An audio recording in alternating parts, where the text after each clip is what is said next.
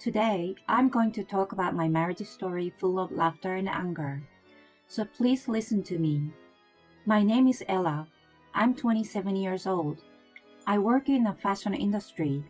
I met my boyfriend James, who is 5 years older than me, at a local marriage activity party. Why did I go to this party? My friend had just broken up with her boyfriend. She asked me to come with her. I didn't care if I got married or not, so I thought I'd just drink and eat and go home. But then, James approached me. He contacted me as soon as we were connected on social media. When I met him, he praised me highly. I was comfortable with him. I was used to dating cool guys, so his direct reaction was something new for me. And we ended up going out. Well, in short, I was flattered by him. We both lived alone. Soon, we were going back and forth to each other's houses. The more time we spent together, the closer we got, and he began to show little by little his true self. But at that time, I didn't notice that anything he said or did was strange or that something was wrong with his behavior. The one thing that sticks out in my mind is when he was taking a bath, there was an incoming call on his phone. The screen lit up, and when I looked at it, I saw the word Kansas. He came back from his bath. I asked him, "Who is Kansas?" He said, Oh, my boss.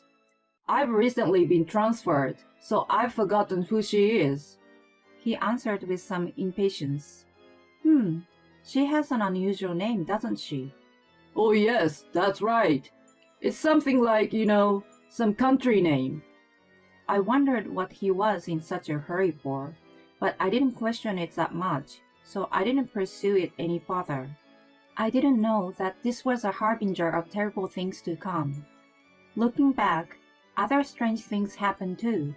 The day after he stayed at my place, I borrowed his car to go to grocery shopping. His car was easier to maneuver in the supermarket, so we used to use his car.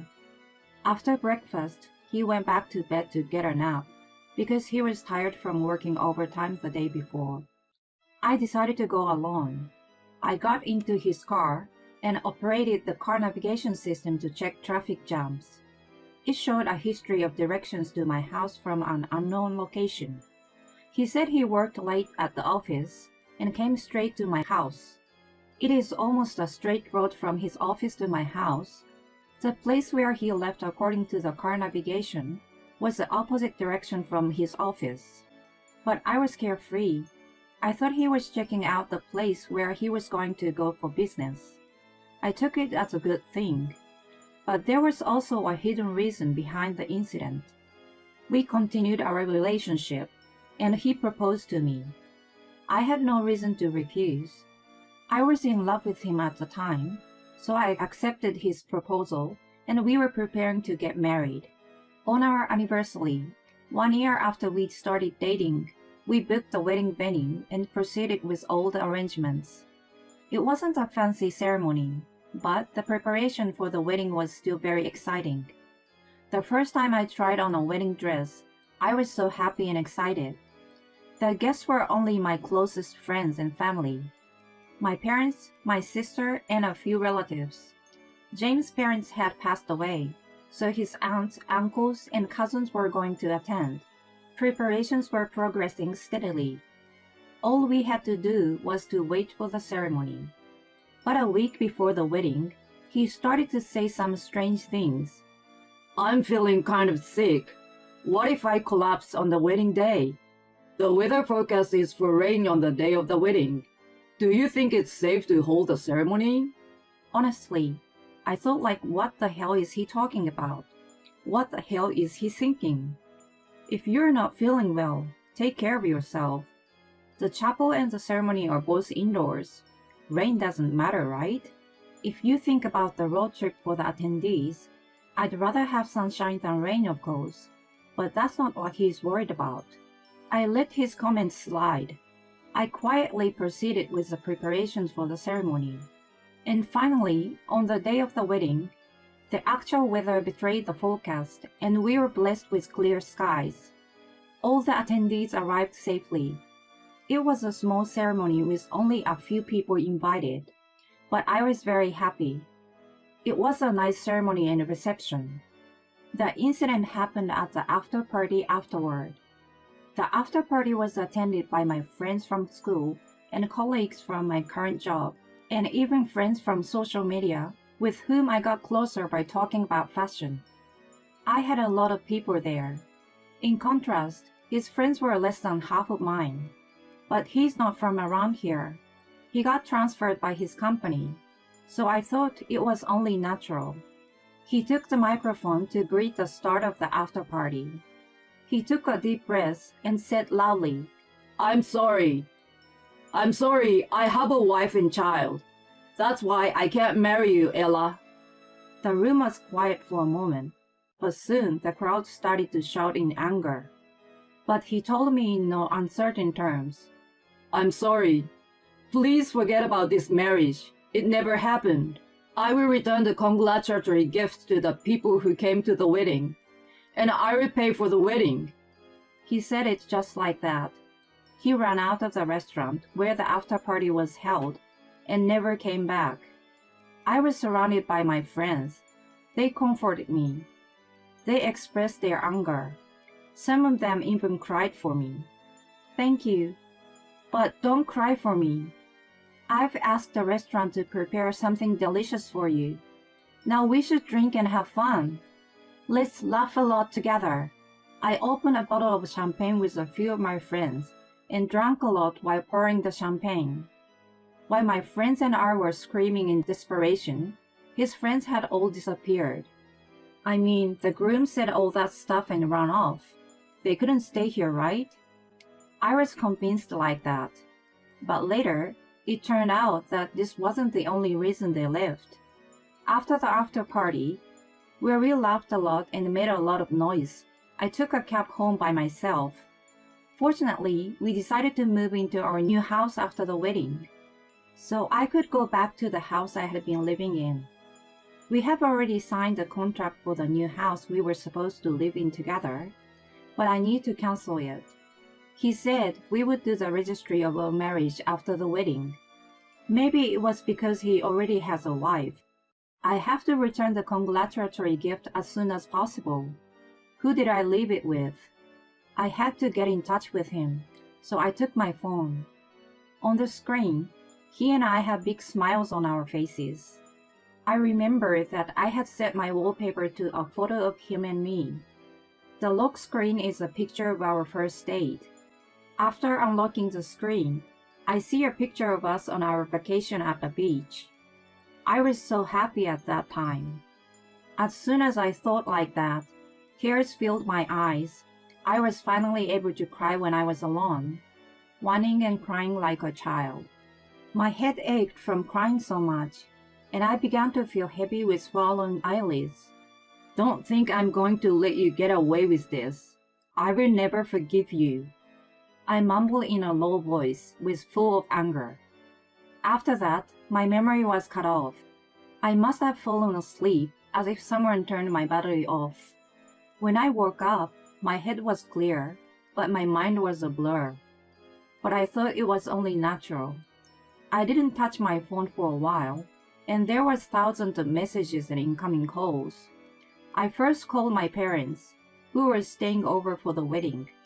My parents were informed about the incident of the groom's bombshell via a friend who attended the after party, and they were extremely worried about me. Anyway, I want to reassure everyone I met yesterday. So to those who came to the ceremony and the after party yesterday, I sent a message. I'm okay despite everything that has happened. I have calmed down.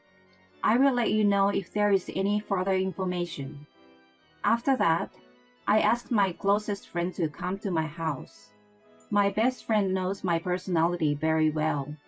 I wanted to talk to her about what I was going to do. Of course, I'm not going to let that guy get away with this. I won't just ask her for advice on how to harm him more than he already did to me.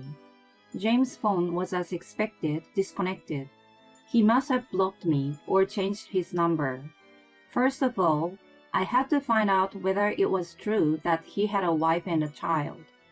I asked my friends who attended the after party. I would like to hire a detective to find out the groom's background. Does anyone have any experience with this kind of things? I sent this kind of message. Then I got a reply from a colleague at my workplace. She got a connection to a detective agency because her friend used it when she got a divorce.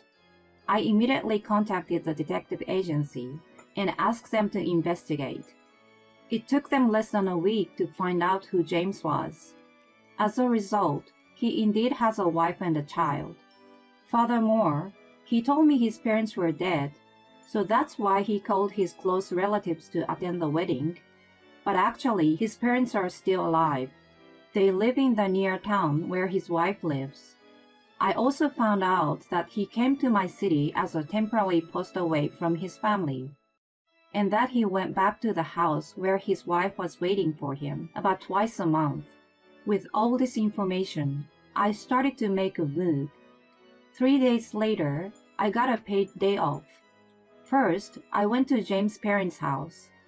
They seemed a bit anxious because a young woman, a stranger, came out of the blue to visit. I got down on my knees in front of his parents, who were wary of my presence. "Please, I beg you. I want to marry James no matter what." His parents panicked and asked me what has happened. I showed them the wedding photos and explained briefly what had happened. They wanted to hear the full story, so they let me in the house and I told them everything. I told them that I had met him at the marriage activity party and almost got married. How he dropped a bombshell at the after party of the wedding and ran away. As I was telling the story, I felt like a tragic heroine. I was surprised that I even cried, but I used my tears for my acting as a poor woman. After he disappeared at the after party, I couldn't get in touch with him. Somehow, I only found out where his parents lived, so I just had to barge in like this. "Where's James now? Where is he? Can I marry him?" And then his parents looked at each other and said, I'm sorry, but James indeed has a wife and a child. I didn't hear about their divorce, so I don't think he can marry you. I exaggeratedly broke down in tears. After that, I said, "I understand. I apologize for my behavior. I give up the marriage with James." I pretended to back out and left his parents' house. I left the wedding photo at his parents' house on purpose. I intentionally left it. I wanted his parents to see the evidence of what James had done. When I left their house, the next step was to call his wife. After greeting her politely, I started to explain. "I am a woman living in the neighborhood where James lives now. James and I went out, and we even made a promise to marry. Even though I didn't know he was married, I'm sorry for what I did to you, who is his wife." I revealed everything at once. Now, what is her reaction? Would she think it's a prank call? Or would she panic and get angry? His wife's response was neither of them. She took a deep breath. "If that is true what you're saying, I would like to meet you and talk with you face to face." She said that in a clear tone of voice. I met her at a cafe a few hours later. His wife was calm and seemed intelligent.